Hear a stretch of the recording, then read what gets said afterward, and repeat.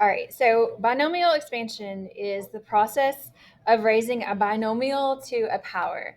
So we're talking about a binomial is something with two terms, so something like a plus b, and it's going to be raised to a power. So in this case, we're going to call it the power of n. Right, and there's two different methods to figure out these things that are called binomial coefficients. I'm going to show you Pascal's triangle. Now, Pascal is that purple guy over there. So I used to always teach this when I taught Algebra 2, and I took it out of the Algebra 2 standards. So anyway, I have his picture on the wall for just for today. But he developed this thing called Pascal's triangle, and it's a triangle of numbers. And so the very top number is a 1, and all the sides as you go down of Pascal's triangle is 1. Okay, and then I'm going to start filling in some rows, and I'm going to see if you guys can figure out what I'm doing to get the numbers. But always we start and end with a 1 no matter what. So the second, or technically, this one is considered row 0, row 1, row 2. So that's row 2. Row 3 is 1, 3, 3, 1. Row 4 is 1, 4, 6, 4, 1. Can you guys see what I'm doing to get these inside numbers? Anybody? What? You're adding? Yes. So you add 1 and 3 and get 4. 3 and 3 to get 6. 1 and 1 to get 2. That's how you find the numbers for Pascal's triangle, is you add diagonally. What? All right. What's the next row?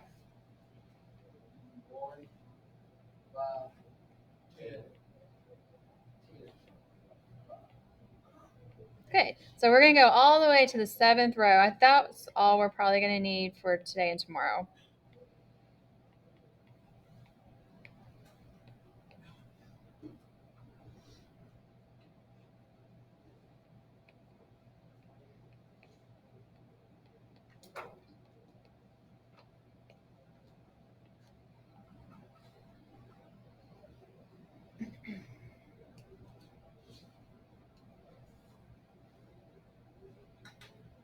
Now, you guys have technically used Pascal's triangle without even realizing it. So, something at the beginning of the year I talked about was squaring a binomial. So, if we have a plus b squared, do you guys remember what that rule was? Like what we did?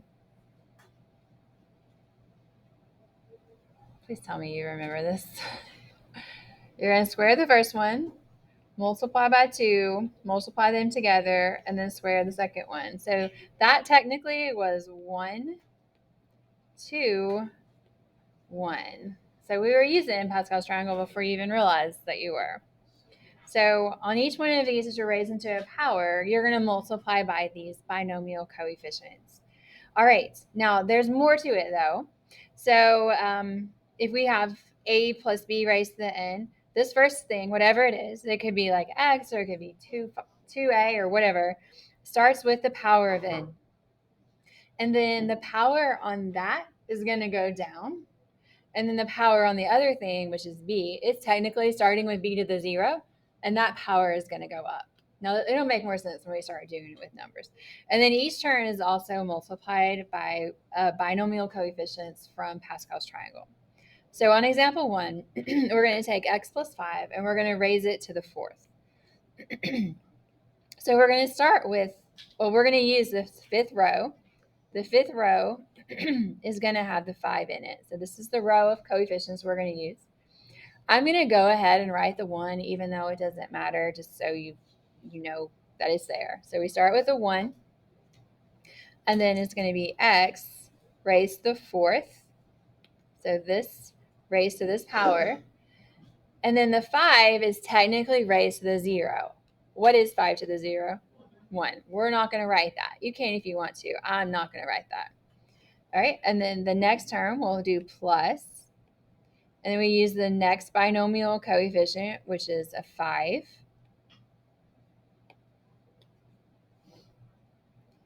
And now the x is going to get raised to the 3rd. And then, oh wait, I'm using the wrong row. Sorry. We're not going to use the fifth row. What row should we use? The fourth row. I was looking at the wrong thing. So whenever this is a power of 4, you're going to use the fourth row. So that's going to be a 4 instead of a 5. Sorry. All right, so the x power goes down, and then the 5 power goes up. All right, and then a plus. And we go to the next binomial coefficient in that fourth row, which is going to be a 6. The x power is going to go down. The 5 power is going to go up. All right. Can you go all across for every number in the triangle? Yes. So however many numbers there are on that row, that's how many terms they're going to be in our answer. All right, so then the next is a 4, and then the x power is going to go down. And the 5 power is going to go up. All right, and then we have a 1, which we technically don't have to write. The x power goes down to 0, so we don't write the x, and the 5 power goes up to 4. So as soon as this last term has the fourth power, or whatever power is here, that's your last one. All right, so that's binomial expansion. Now we are going to go ahead and figure out the numbers here, the actual coefficients, the reduced version. So that's going to be x to the fourth, and we would multiply 4 times 5. That's going to be 20 x to the third.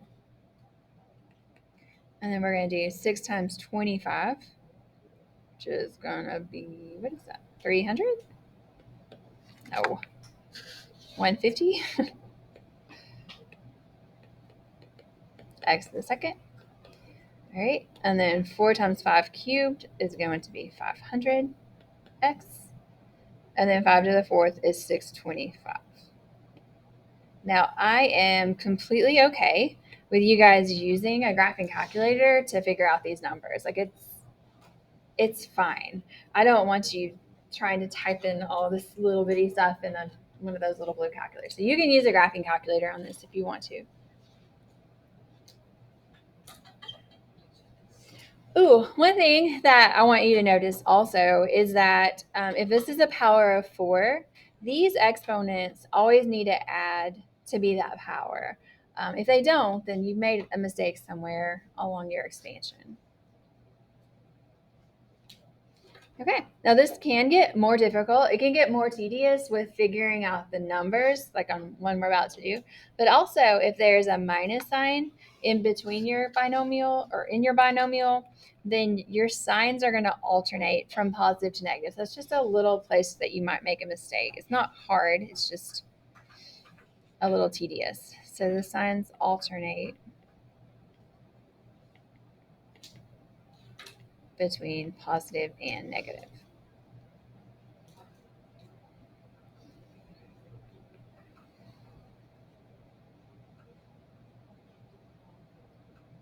All right, so we are going to expand 2x minus 3y raised to the third. So it's easy to pick out which row to use. You just look for the number 3. So whichever row has the second number that's a 3, that's the row we're going to use because the power is 3. So it's going to be a 1. And then the whole 2x needs to be raised to the third power. So it's important on these. I probably should have done that on the first one too. Put the power on the outside of the parentheses. Right, and then 3y to the 0 that we don't need to write. And then our signs are going to alternate. So that one was positive. The next one's going to be negative. All right, we need the coefficient 3. And then 2x is going to be raised to the second. And 3y is going to be raised to the first. And then we change sign to a plus. All right, then we use the next binomial coefficient, which is 3. The power on the 2x goes down. The power on the 3y goes up. right, and then remember, you start and end with a binomial coefficient of 1. There is no 2x in this one, and it's going to be 3y to the third. Like, is that one plus again or is that not? It is minus, thank you.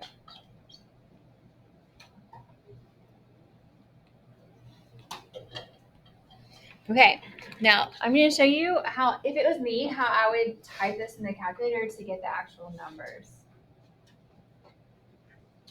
Now, hopefully you know what 2 to the third is. Do you guys know what 2 to the third is? 2 times 2 times 2? Yeah. If you don't, your calculator will do 2 to the third real easy.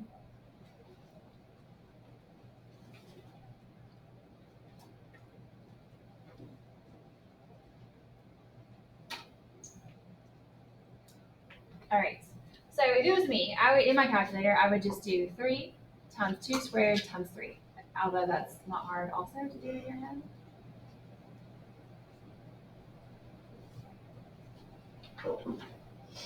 Right, so that's going to be minus 36, and then x squared y.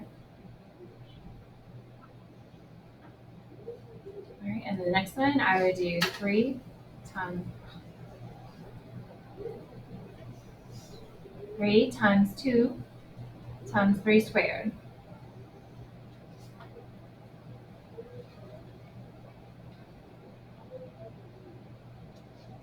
And then 3 cubed you can do in the calculator if you want to.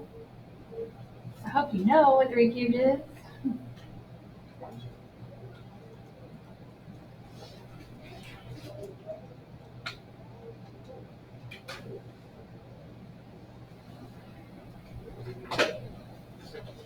All right, so on this last example, I'm going to get you started on it, and I'm going to let you guys figure out all these final terms in the end using a calculator if you want to.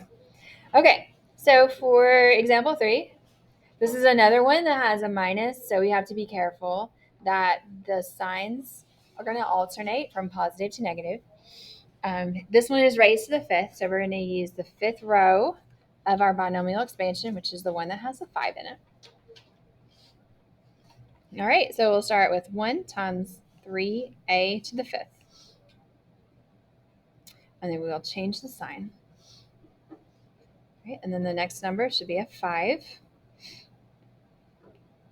And then 3a is going to get raised to the 4th.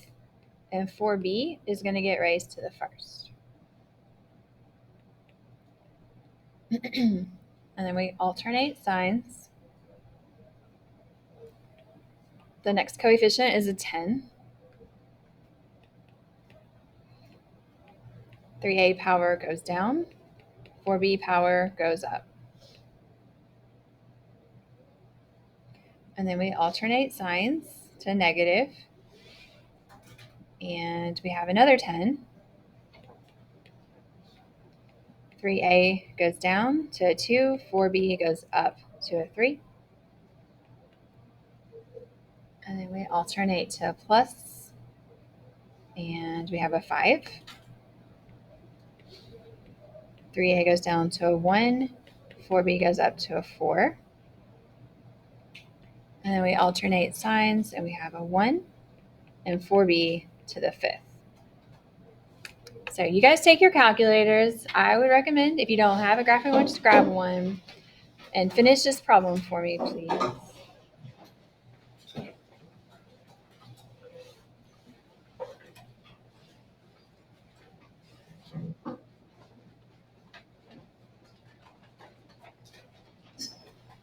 Oh, sorry, you guys couldn't see everything I was writing.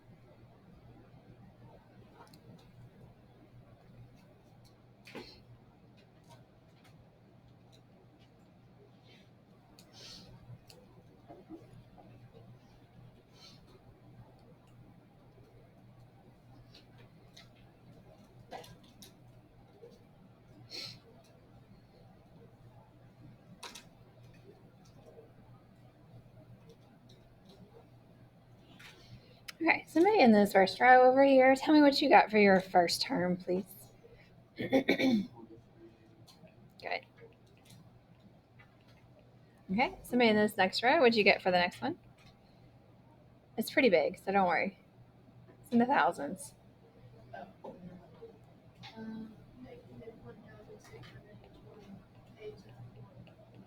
Very good. So in the calculator, you would do 5 times 3 to the 4th times 4. All right, somebody in the next row, what'd you get for the next one? 4328 cubed squared. Good. All right, and the next row?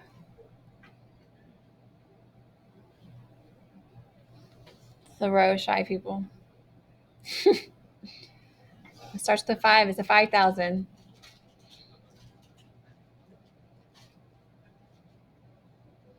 What'd you get, Neil? 5768 squared meter cubed. Thank you. All right, and the last row? 3840 A B to the fourth. Good. All right, anybody in the last one? 256 B. 1024 B. You need to do 4 to the 5th. So it would be 1,200 or 1,024 B. All right, any questions on that? It's not too bad. It's just kind of tedious. All right, so we're going to hold off on example 4 for tomorrow. So for on the back, I just want you guys to do 1 through 6. And I'll leave this up so you don't have to like flip back and forth on your paper over and over and over again. Well, 6 times. I don't know. It might be several times. So I'll try to leave that up there for you guys.